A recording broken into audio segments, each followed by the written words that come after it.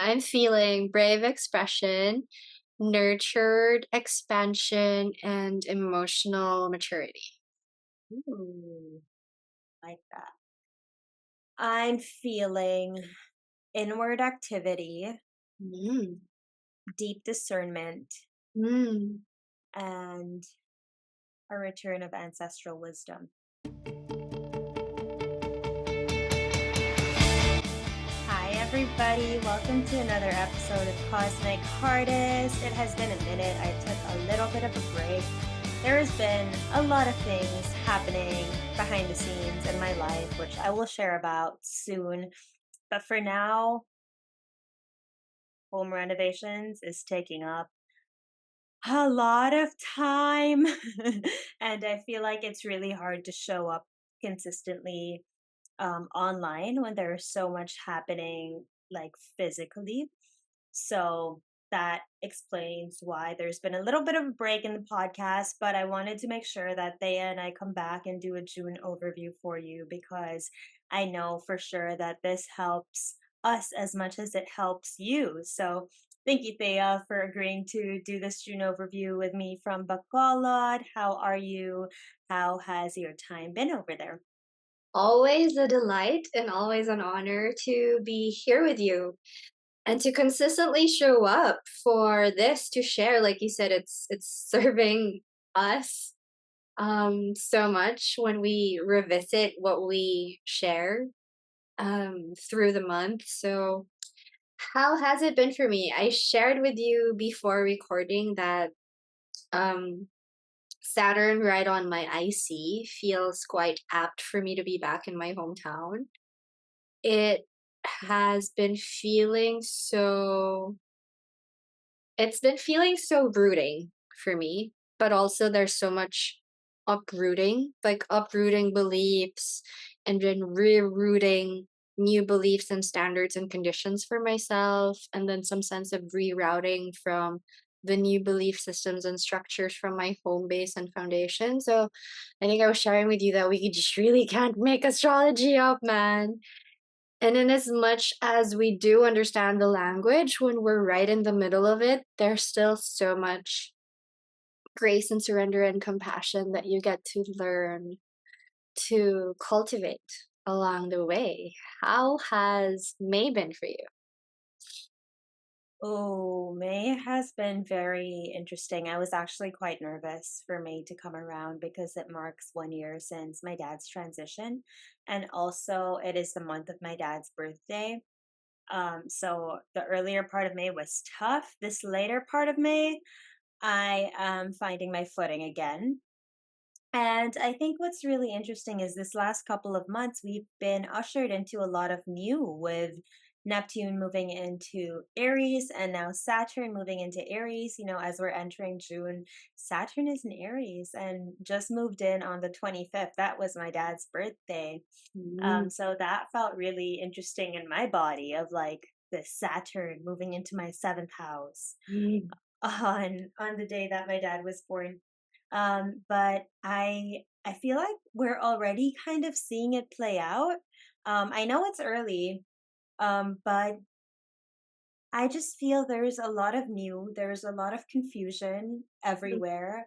There's Mm. a lot, like just this energy of like a lot, and we don't necessarily know yet where to focus our energy or how to harness the energy, but we're kind of just floating in the allotness. Like we were talking before we clicked record about being horizontal and learning to surrender. And I think that's something that we didn't talk about, or like not just us. I feel that's something that a lot of people didn't talk enough about when we were talking about Neptune moving into Aries. We were Yeah. talking a lot about how it's going to be new and how it's time to be a warrior and how it's time to take radical responsibility and be authentic. But we weren't talking so much about how it's going to be so important to be horizontal, to surrender into it. I don't know why, but the image that's coming into my mind is um,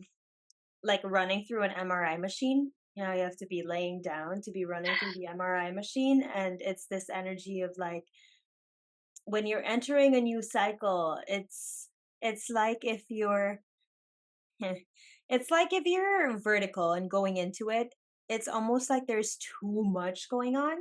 So Mm, like the beginning, it kind of requires us to be laying and being like, okay, let's see how it goes. And only when we see how it's going can we then get up and be like, okay, I know what the rhythm is, so I can dance with it. Rather mhm, than if we're like trying to run and the energy is also like so new, it feels more clashy. I don't know. right. How does that feel to you? No, I totally resonate. I totally, totally resonate. I like how, as you were describing that feeling in the MRI, I also remember that you're not supposed to move. Like, you really have to stand still. And I'm one with you. I think that not a lot of people are talking about this liminal space, this in between space. Yes, we talked about authenticity, but you're right. We didn't talk enough about the grief and the shedding and the letting go of everything else before we can actually rise in authenticity. So, um, I'm not holding my breath for when Neptune and Saturn goes back into Pisces. They're going to retrograde in the middle of the year, or the latter part of the year. So obviously, we're going to get there when we do. But we're already feeling this trying to build structure in the sand. Like we know we're supposed to be building something new, but it's unseen.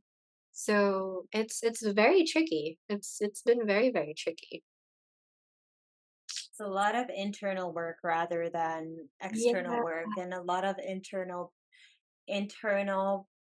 building Yeah. rather than external creation, because we are building internally but we can't necessarily see it yet. But Yeah. like times like this requires new, like times like these requires new, and our bodies are like are upgrading, because with any energetic shift our bodies kind of change with it. And Mm, so as our bodies are upgrading, I think it's important for us to also give ourselves time and patience to upgrade, rather than to just be like, we need to go now, which is probably the urge with Saturn moving into Aries. But I yeah. am really excited for June because we have shifts like Jupiter moving into Cancer, we have Venus moving into Taurus. So I feel like it will give us that like internal grounding that's so necessary to balance out this Saturn and Neptune in Aries. So let's start. Let's go week by week. We'll start with the first week of June. The biggest things that are happening that I have noted are on the 2nd of June, we have Venus conjunct Chiron in Aries. And then on the 6th of June, we have Venus moving into Taurus. Ooh, that feels like a deep, deep, deep exhale um, after the like big urge that we get with the conjunction. How do you feel about this week? I'm feeling like there's a big shift. I think you said it already. Like there's an internal shift with the month opening where our hearts, our lower hearts meet with the wisdom of our wounds. And then I'm seeing that there's a sextile to Jupiter. Jupiter is still in Gemini, and Gemini is squaring the nodes. There's a choice point here where we are invited to confront our wounds around love, worth, being too much, and really find this space to integrate.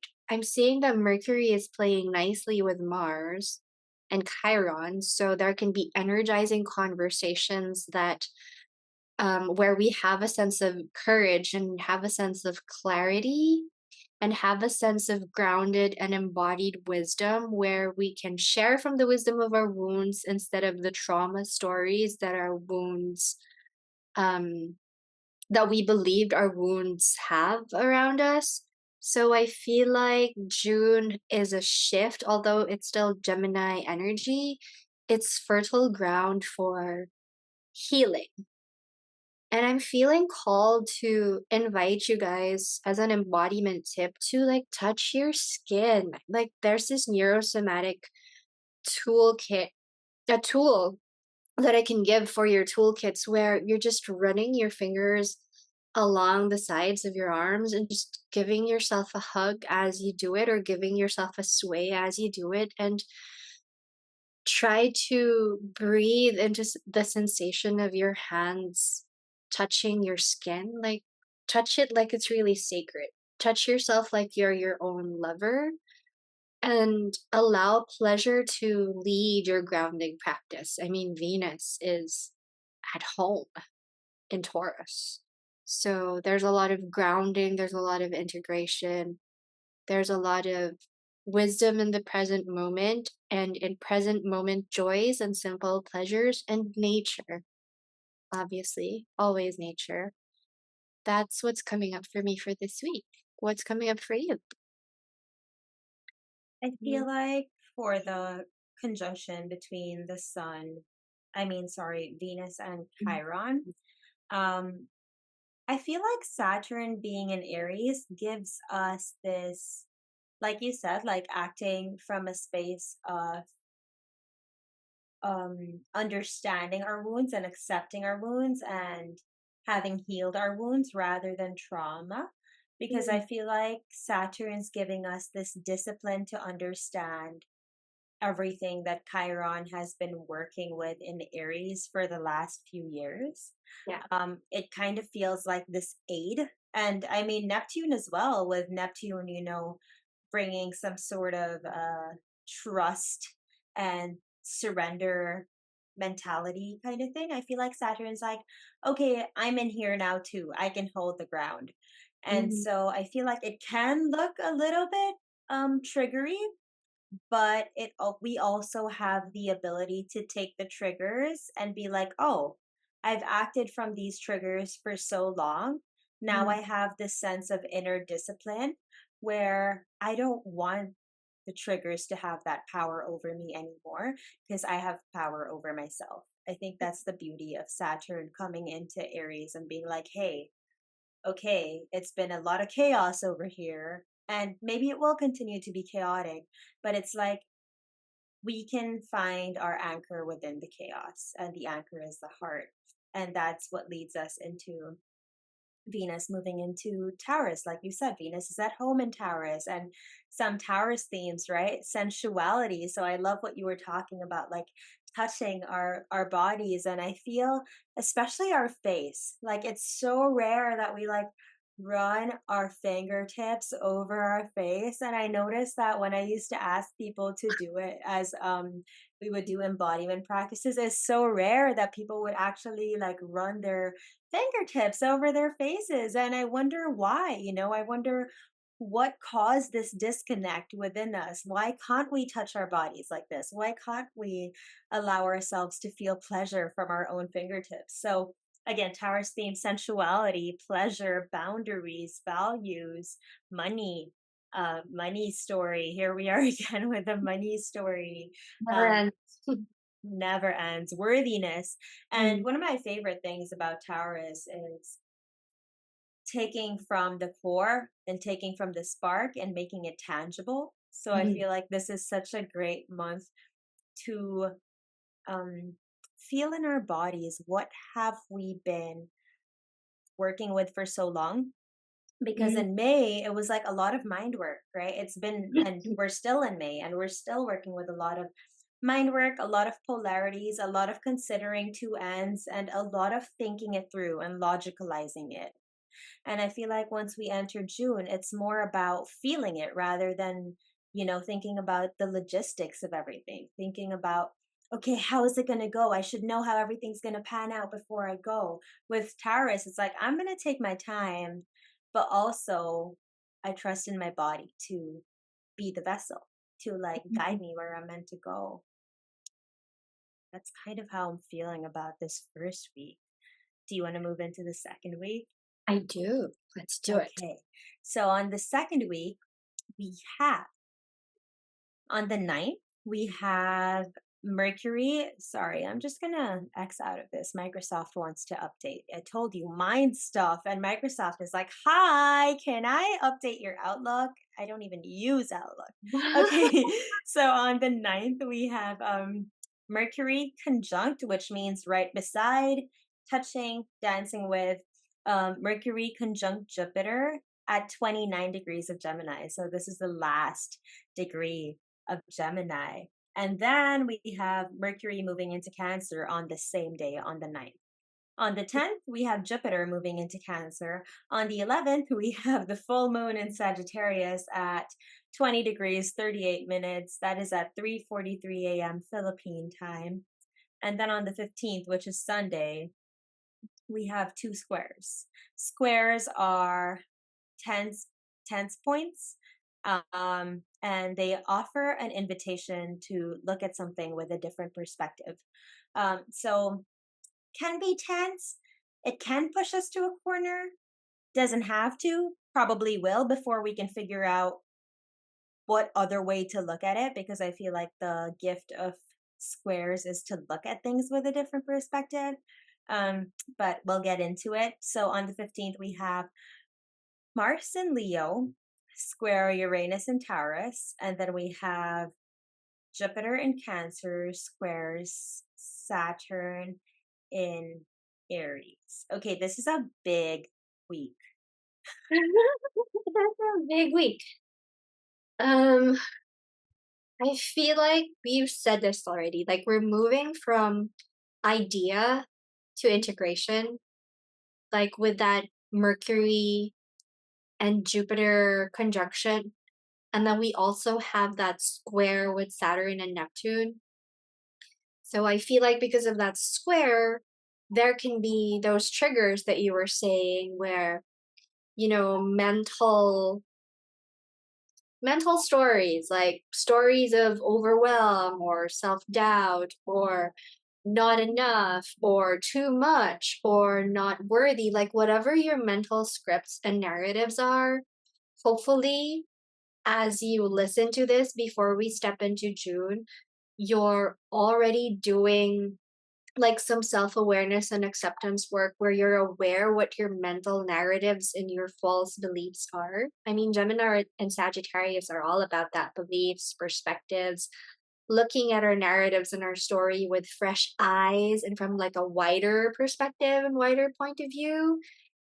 I feel like that square, like all of those squares, will really, and even like that conjunction in the anaretic degree of Gemini, will bring to light all those false narratives, limiting beliefs, those stories that are no longer nourishing, but are requiring our love, our acceptance, our attention, our compassion, not shame, not judgment, not criticism, not over analysis, which are still mercurial things that we usually do, but like embrace them all and deepen our capacity for emotional maturity. This is like the medicine of Cancer.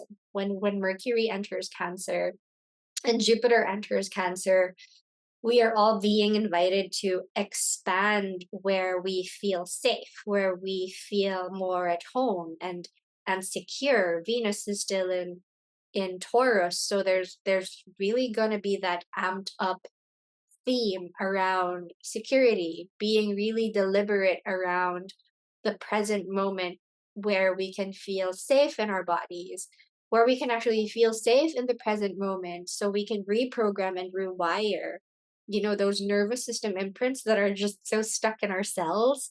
We have the opportunity, we have the gift, we are being propelled by all our planetary archons to actually take responsibility for these narratives, for where they are still stuck in our bodies, to move them, to emotionally metabolize, like just through presencing them first, and then feeling them fully so we can name the feeling, we can name the sensation.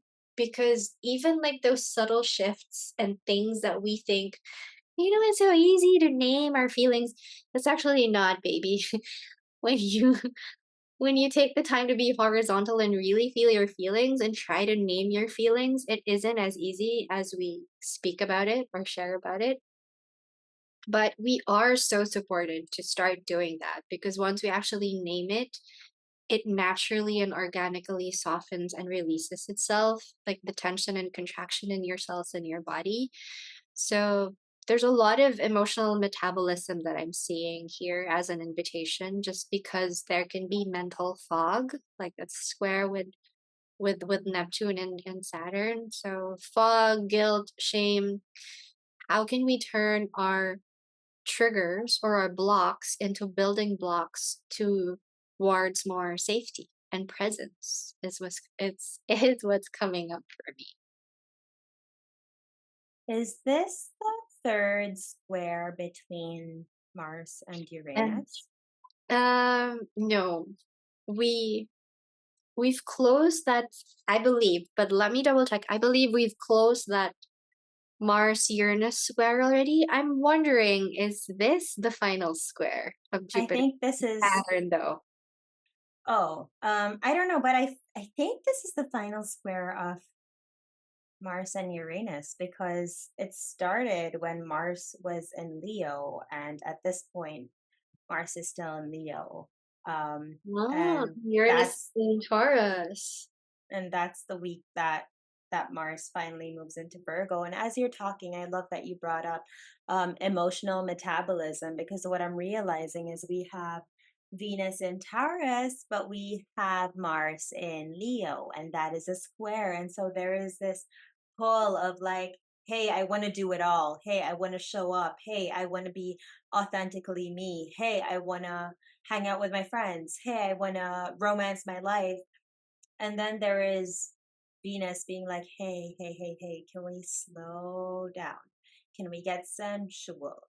Can we get back into our bodies before you start running? Can we understand what we're even doing here? But I can understand if you're in this Leo part of it because I do feel like there's a bit of urgency, especially since it's like Mars is in the last degrees of Leo by this time. And so it's this like, I gotta do it now or I'm never gonna do it. But at the same time, I feel like it's so much more supportive. We'll get into this when we talk about the next week, but I feel like it's so much more supportive to move once Mars actually moves into Virgo because there is more discernment and there is more tangibility that comes with that rather than very brash and very um kind of immediate. But speaking of the second week, I feel like the way the transits are coming up are very supportive. Like it's so beautiful that we have Mercury meeting Jupiter and all these conversations in our mind are getting loud. And then after they're loud, Mercury is like, wait, okay, let me hug you for it. Let me share Mhm, with you like why it's okay to feel these things, and let's mother ourselves. Let's nurture mhm, ourselves about the thoughts that we're thinking. And then mhm, the next day we have Jupiter moving into Cancer, and it's like, okay, big mama bear energy. Like, yes, big emotions, but also big nurturing. And we can finally understand maybe not yet, because I feel like it's not a snap of a finger, right? Especially with Jupiter, which takes a little bit of a yearish yeah, to move through a sign. So Jupiter has had been in Gemini, or like till now is in Gemini.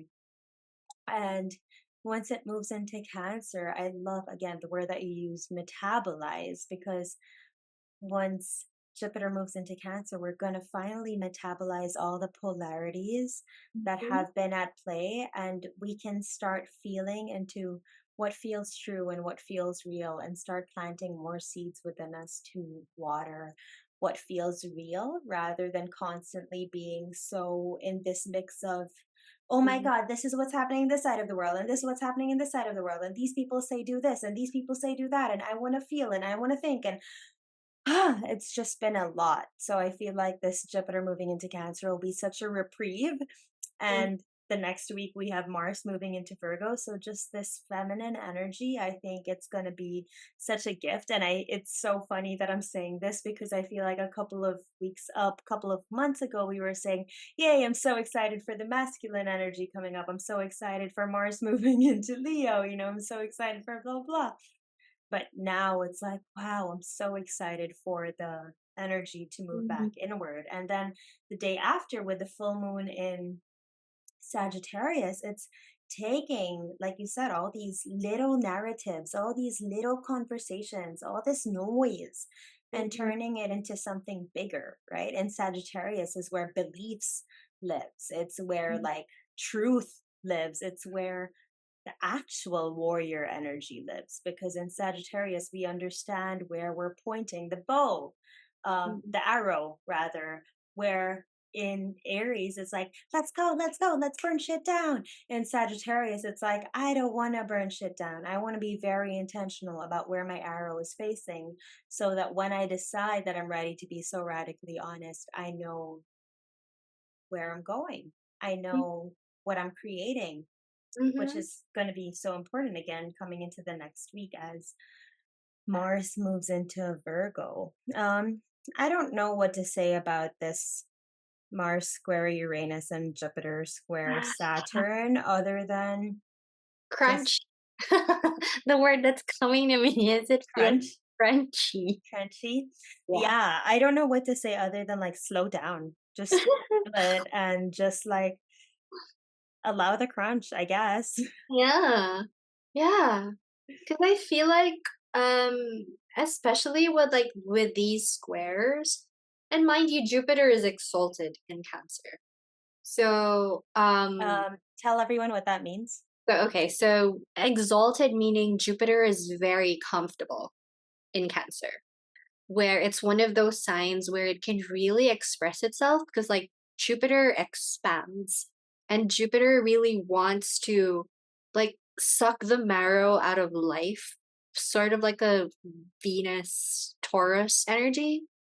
And then in Cancer, it can really take its time to understand home and foundation because Jupiter ruling Sagittarius at the core of it loves to search for truth because it wants to have that sense of home base, like a baseline for truth, if that makes sense. So it's foundational, like a meaning making that's giving you a baseline and foundation for where you can actually root your truth so that your arrow can rise higher. And Jupiter in Gemini hasn't been a forceful, powerful, comfortable Jupiter because Jupiter rules Sagittarius and Gemini is opposite Sagittarius. So Jupiter for the past 13 months that it's been in Gemini is in exile. So meaning it's not in its home base, it's opposite from its home base. So when Jupiter enters Cancer, this is going to be a wild, crazy, happy Jupiter. And that square to Neptune can give um like a gift in terms of disillusionment. Square to Saturn. Oh, Saturn and Neptune when it like reaches that 0 degree, well, by orb. Um, Yeah, yeah. Not that far. not that far. Like it's a degree, 2 degrees. So I I feel mean, that's happening in the next week. So go and then we'll flow into the next week. yeah, because we're in it. I feel like because these are like transpersonal energies, the They're big. they're big. So the weeks that we're leading into it, which is now, as we move into it, it kind of settles when we separate, meaning when we move away from the actual day that it happens. But we're in it now, so like this fog, this confusion, this disillusionment is actually a gift from Jupiter because it shows us where our foundation actually needs strengthening. Mhm. I feel like. So that Mars square Uranus, I feel like that's why I said it's crunchy because it can feel like there's like it's not crunchy if it's not hard. Is that am I making sense? Like this Neptune, this illusion fog. I feel I'm like thinking about crunch the chocolate. I mean, it doesn't necessarily have to be hard, but it's still crunchy. or is it me eating a lot of crunchy mangoes the past few days? That's maybe what it is. But it does make sense. I do feel the crunch when we talk about Mars and Uranus. Mars is trying to go and create and do, and Uranus is trying to dissolve. Well, not really dissolve because that's Neptune, but Uranus is trying to Disrupt. disrupt Yeah. and change and shake things up. And Yeah. Mars is like, what the heck's going on? I'm just trying to run over here. Yeah. Uranus is like the rocks in the road that you're tripping on when you're trying to run. So it's not necessarily a bad thing. It may be an invitation to slow down. Again, we're talking about feminine energies. The point of feminine energies is to slow down and go inward. And maybe we've just been moving too fast, especially with all this Aries action going on. And with this full moon happening in Sagittarius, maybe we feel we have the oomph. And Yeah. there is nothing wrong with having the oomph, but this day is like this week. I love how you brought up that it's not necessarily the day off because I mean, we've been tracking transits for so long and we notice like we never really feel it on the day off. We feel it on the build up and we Yeah. feel it in the come down. You don't really feel anything on the day off. So, we're giving you specific dates, but take these dates as like orbs. Take them as this is the week that, and I think this is also why it's cooler that we're talking about it week by week rather than day by day because we could be saying on the 15th, this is what happens. And you're like, it's Oh. the 15th. I don't feel anything. Oh, 'cause it's a buildup, right? And I feel like the applying, meaning the getting there, is louder. Hmm. And then when we're separating from it, we're already integrating it. So, this is Or feeling the resistance right, right, if right, we didn't learn the lesson. right. So hopefully you listen to this and you get the lesson. Okay, so we talked about Taurus themes. I don't know if I talked about Venus themes, but Venus themes and Taurus themes are very similar. I did not talk about Jupiter themes, so let's talk about what Jupiter even does. So Jupiter amplifies. Jupiter is the planet of expansion. Jupiter is the planet of abundance. A note that I want to give, if you're attracting abundance into your life, please be so clear about what kind of abundance you're trying to attract, abundance and what, because not all kinds of abundance is good. We don't want everything of everything. That's Right. overwhelming. An Um, excess of everything. we don't want that. So with Jupiter, it's like be clear about what you want an abundance of. Jupiter is where faith lives. It's where trust lives. It is a benefic, so it is trying to help us, but it won't really help us unless we're showing up. Mm. Um, Anything else to add about Jupiter? No, I think I'll rest there for now. Okay, so that's what Jupiter is. And Jupiter moving into Cancer, Cancer again, emotions, mama bear energy. What else do you want to say about Cancer? Cooking for people that we love, nurturing, baking. Mhm. Um, just yummy. It just feels yummy. Cancer feels like a big giant bear hug. Mm, mama energy, right? But Cancer also rules digestion. Cancer is ruled by the moon. So Jupiter and Cancer will be answering to the moon. Uh, So if you notice yourself feeling a little bit moody, Moody, exactly, exactly. So there can be changeability. There can be this is cardinal energy, but it's changeable because it's ruled by the moon. So when you're feeling like you need to retreat and protect yourself from the world every so often, allow do yourself it. space. Do it. Yeah, do it. This is your cosmic permission slip to do it. Mm. Because again, this is foundational things. And we're with emotional maturity, emotional security, emotional metabolism, there's an invitation to have some sense of emotional resilience, that emotional metabolism. And for us to start metabolizing, it's a lot of integration. We have to rest. It's in the rest and digest state.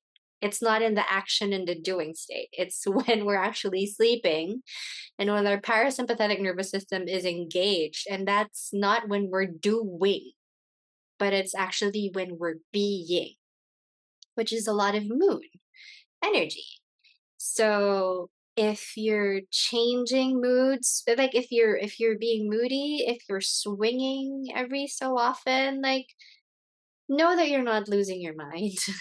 Like, you're being Yeah. invited to sway and move with the tide. Mm. And this is water energy. So we're rising and falling like as our breath is. We don't hold our breaths. We inhale and we exhale. We expand, we contract. And I hope that this Gemini season, like Jupiter and Gemini, has taught us that embracing and expanding our capacity to hold attention of the opposites, because we are the duality, we are the paradox, and Jupiter in Cancer may be a bit of a stubborn Jupiter, but hopefully it's just testing the foundations that we are here to strengthen, is what's coming up for Mhm. And hopefully, like with Jupiter in Gemini, we learned the value of our breath and breath work. me. Yes. And I love how you brought up expansion and contraction, because with Jupiter and Gemini, it's been a lot of, okay, this is the time to go, and this is the time to not go, and this is the time to go, and this is the time to not go. And I feel like that was a practice Mm, for Jupiter in Cancer, where we're going to learn that phases, we have phases, mm. just like the moon has phases. I And love that. I think because it's water, it's so intuitive. And Mm, so if you feel like it's a time to completely stop and go inward, you don't need anyone else's permission.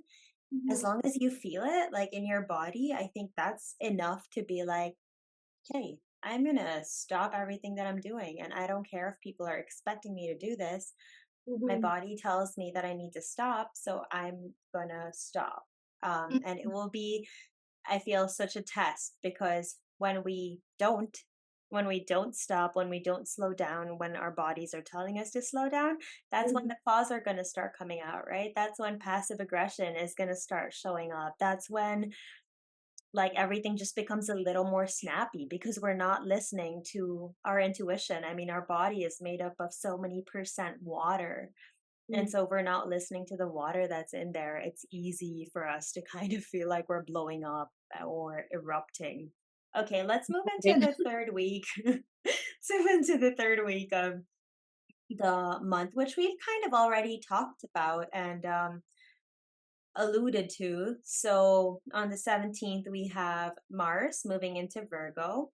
On the 19th, we have Jupiter square Neptune, like you were talking about. So that's Jupiter in Cancer square Neptune in Aries. On the 21st, we have Sun moving into Cancer. So we've been talking about Cancer themes. Sun moving into Cancer just makes it all a bit louder.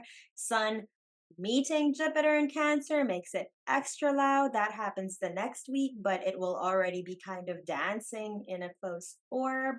Um, Before I pass it to you, let's just talk a little bit about what is Mars and what is Virgo. So, Mars, this is my natal placement. Mars is action and motivation and sex, drive, movement, um, creation of any kind. Because Venus is love, but Mars is the kiss, right? Without Venus, you don't have Mars, and without Mars, you don't have Venus. And then Virgo is also digestion and discernment and organization. It's like, Yeah. how can we be smart about the moves that we're taking? How can we create a game plan? Not a game plan that's so strict, because again, we have Jupiter in Cancer, so it needs to be kind of vibey. It needs to be a rhythm rather than something that's so strict. But Mars in Virgo, I feel like makes us very intentional. But the downside of that is perfectionism becomes so loud again. And it can be easy to not take the steps that we've been planning to take while Mars is in Leo when it gets to Virgo, because we're like, wait, it's not perfect. But I feel like as a society, especially our generations, are so deeply learning that perfectionism is doing nothing good for us. It's only keeping us locked into ourselves. It's keeping our magic in. It's keeping our art in. It's allowing us to not um, it's kind of taking away the magic of Pluto and Aquarius if you think about it, because Pluto and Aquarius, right? It's like share, find your community, find your tribe. But with this perfectionism, it's like, how do you find anyone or anything if you're keeping it all within because you're afraid of how people are going to react when you share it? What do you have to say about this week and about Mars and Virgo? Um, I feel like this is such needed medicine because Gemini season has got us trying to open so many tabs and leaving those tabs open without even closing some of the loops. And even with Jupiter and Gemini, it's like, hey, let me start this. And like, oh, I'm bored with this. Let me start the other one. And like, there's so many opportunities. I should like what you were saying. I should do this. I can try this. And then, oh, maybe that, or maybe this. And then at the end of the day, you're just left overwhelmed, over analyzing, and being like, at the end of it, you're not putting anything out there because there are just so many things up for you to put out. You don't know which one's which already. And Mars in Virgo is helping us with that deep discernment. It can also help us with filtering what is nourishing for us versus what is no longer supportive for our, I keep saying nervous system. Mars rules the adrenals. So actually with Virgo, it helps us with emotional metabolism and digestion better because it's really going to ask us to step back, organize, plan. Um, Something to temper here is what do they call it? Analysis paralysis, where the Gemini energies just have us impulsive and trying to do everything all at once, everything all at once. Mars and Virgo can be like, wait, oh, maybe, maybe no, maybe go, maybe not yet. So, like, just temper where we feel like we're over analyzing something and we're feeling paralyzed, and then we end up not doing anything. But I feel like this is also a gift because it gives us traction towards emotional clarity. And this can be a turning point for us where we can start building emotional intelligence and use that as a like I don't want to say shield, but like as our superpower. Like emotional intelligence becomes our superpower. And even with all this fog, we can use Mars's energy to start building clarity through discernment, alignment, sacred service, really trying to build um I don't want to say routine. It's so nice what you said. Instead of a routine, build a rhythm and give yourself a pat on the back where if your rhythm shifts, because again, we have Jupiter in Cancer and it's going to be ruled by the moon. So I feel like with all that energy, it's nurtured expansion, nurtured in a way where we can really be deliberate and discerning and strategic how we are expanding is what's coming to me. I love all of that, and I think it's so supportive that Mars moves into Virgo Virgo. right before the sun, not right before, but a few days before the sun moves into Cancer. Because I Mhm. feel like if Mars was still in Leo and the sun moved into Cancer, it would just be just a lot of water and a lot of fire, Right. and like clashy.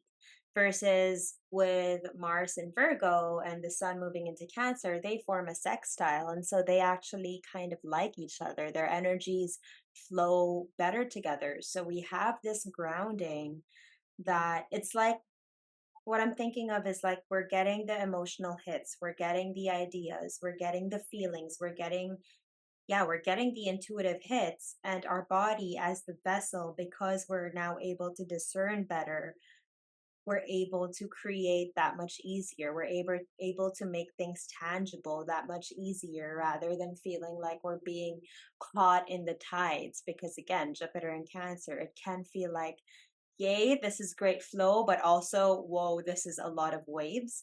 Mm. So I feel like this ground, the Mhm. sand over here is like I know I'm still movable, but I am sand and you can stand on me. Mm. There may be fishes around, so you may run away. You and your fishies.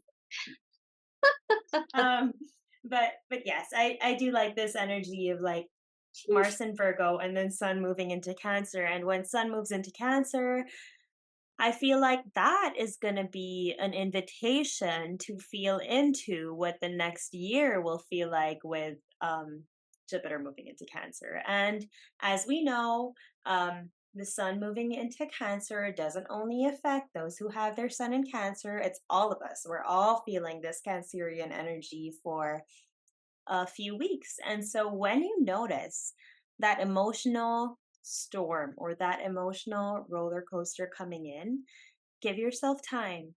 Jana said this a long time ago and it stuck to me for so long. Give yourself time to ride the full wave. Give yourself time to ride the full roller coaster. And if you're noticing someone else going through that roller coaster, witness them through the whole roller coaster, because if you cut them in the middle of the roller coaster, they don't know how to self soothe anymore. And I think a big gift that Cancer can teach us is how to self soothe once we've, like you said, identified what is the feeling, what are we actually feeling, what are we actually working with.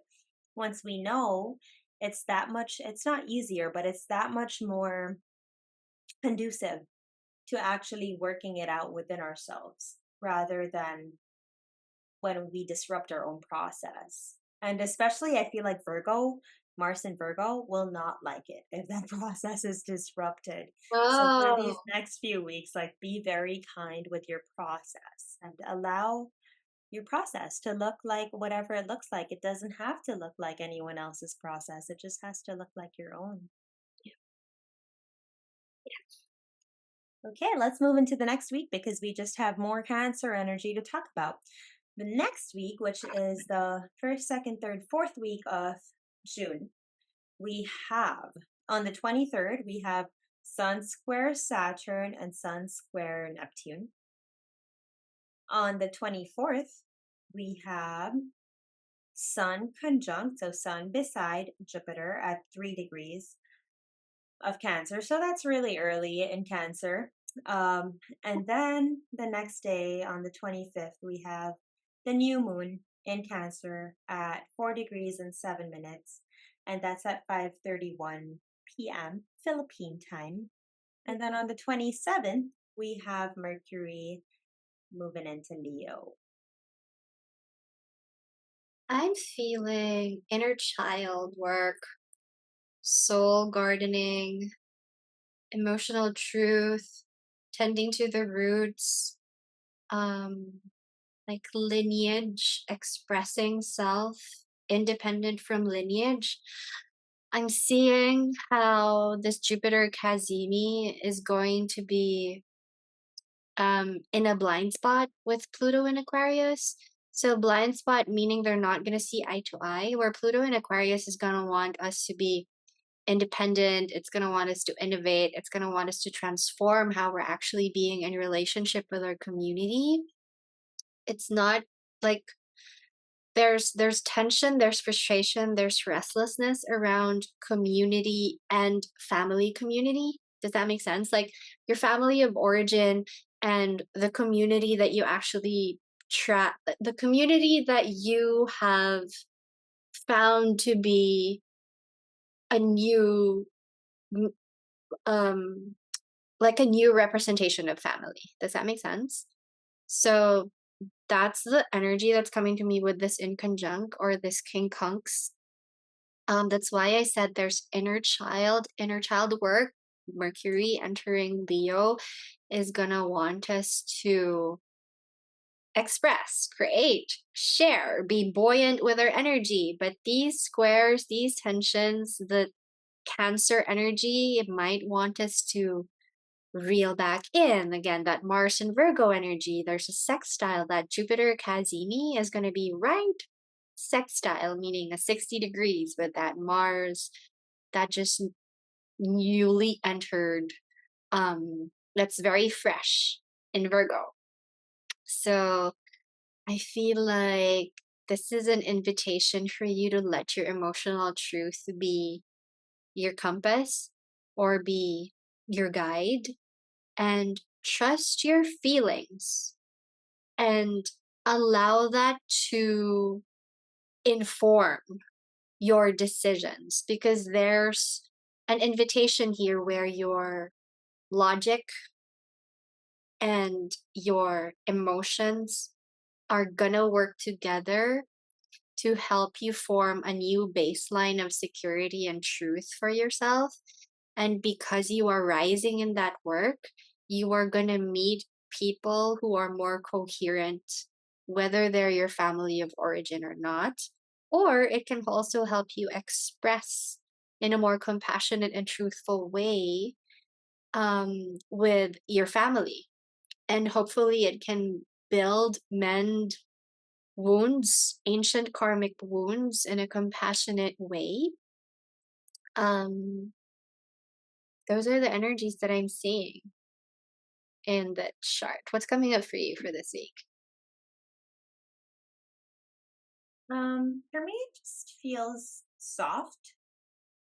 Um, and it feels like maybe emotions that have tested us or that have continued to test us coming back up because it's the early degrees of cancer that we're working with. So I feel like, I mean, yeah, like it's baby energy. It's Yeah. learning to work with this stuff like we're babies again. Mhm, And it's usually these things that just keep coming up again and again. And we're like, you again, I have to deal with this emotion again. But I feel like because we have the new moon in Cancer, because we know the upsides of Cancer, we're also able to nurture ourselves mm, through it. This kind of brings me back to the first week of June, where instead of working from our traumas, now we're working from a place where we know better, we understand better. And I feel like it's important to note that, I mean, the square, right? It's important to note the square that's going on. It's important to note that Neptune and Saturn are in the first sign of the zodiac. This is real baby energy, right? And then it's squaring Cancer. And so it's this baby energy of like, I don't feel seen, I don't feel heard. Maybe like you were saying, I never felt seen and heard by my family. So now I'm mhm, going to go find another family. But then this is like, wait, but what about your ancestry? What mm, about the legacy that's been living within? What about mm, the things that you've been wanting to unravel for so long? Can we start unraveling this? And then mhm, as we move later, further into the week with Mercury moving into Leo, it becomes now that we understand the feelings better, how can we share about them in a way that's less reactive mhm, and more empowering? More mhm, a way that allows other people to know, oh, wait, I'm not the only one hurting in this department. Oh, wait, I'm not the only one that has, these wounds or these childhood traumas. I'm yeah, not the only one. I can share it. And it's okay that we share it because it's in sharing it that we're able to heal it. Of yeah, course, it's in feeling it that we're able to heal it. But after we've felt it, it takes it to a different level, doesn't it? When we're able to talk about it without that like deep emotional charge, and yes, for people to see us doing that, like to me, Leo is being our biggest light and empowering the people around us to shine in their biggest light as well. And so I think it's so beautiful that the beginning of the week we're working with ourselves, we're working internally, we're working with our own emotions, we're working with everything that's been coming up, we're emotionally metabolizing everything that's been coming up through the whole month. And then later that month, later in June, it's like, oh, I found my voice again. I can that's express it again. I'm also seeing here that Uranus on the anaretic degree of Taurus is opposite Lilith on the anaretic degree of Scorpio. So I think I alluded to um, karmic patterns, karmic stories. So I just want to layer that in because I think we also, like you touched up on it so beautifully with Leo energy. So it's big, Mm. big. I mean, if people are listening and they're like, what are you guys talking about? Anaretic degree is either the beginning degrees or the latest degrees of a sign. They're very important degrees. Uranus in Taurus has been there for a while. Uranus is disruptive and likes to change things and likes to innovate and likes to give new ways of going about things. Lilith is the raw, wild feminine who will not deal for anything less than she's worthy of because she knows how worthy she is. And her being in the last degree of Scorpio, she knows, like she feels. Like she feels big. We're talking about Cancer and the intuitive power of Cancer, but the intuitive power of Scorpio, take that up a notch, right? And so it can look disruptive, especially if we're not standing in our power, especially if we're not um, seeing ourselves. It just feels so raw, this Uranus Mhm. and Lilith being in Taurus and Scorpio. I And feel if like it's both the last before Uranus enters Gemini, I feel like this is is big. it feminine, wild, feminine, divine, dark, feminine energy. I think I've been saying this for a long time. Like I feel like we're also feeling this. We're feeling it in our bodies. We're feeling it in our bones. There's just so much raw, wild, feminine energy that's been rising. There's a lot of dark goddess energy that's been rising, and this, yeah, an invitation. Where is that living in your bones? Like, what have you suppressed for so long? And now that you are building emotional intelligence and emotional maturity, how can you speak from a place of compassion instead of just, yes, you are honoring your raw, your dark side, but how can you still express it in a graceful, mothering, nurturing way instead of just this disruptive, breaking bonds, breaking, burning bridges kind of way? Is an invitation here, especially with that fire, like that Saturn and Aries, Neptune and Aries, that um Mars and Virgo. It's very surgical. It's very like precise cutting of chords. I'm really not a fan of chord cutting. I feel like there's already so much severance and dissociation and disconnection in the world, but this is my my personal passion. I feel like there can be more mending and integration and remembering instead of actually dissociation and cutting and severing. Invitation.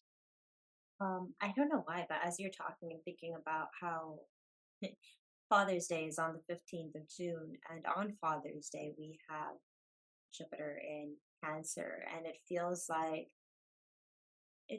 this coming together of feminine and masculine energies to just start folding into each other rather than Uh, continuously being like so yeah. different and so far apart. Yes.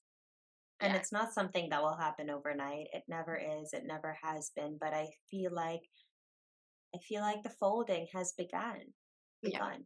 Like in the last few months, we can start. I mean, we've started seeing this folding of more feminine men, and not feminine in a way that like girly, but feminine in a way that they understand more. They're able to hold more. They're able to see more. They're able to feel more rather than just this stir and this is how it's meant to be. And I think it's so beautiful that this is happening even with Saturn in Aries. And I think that this is a contribution of Neptune and Aries, kind of blurring the lines of what is Aries even.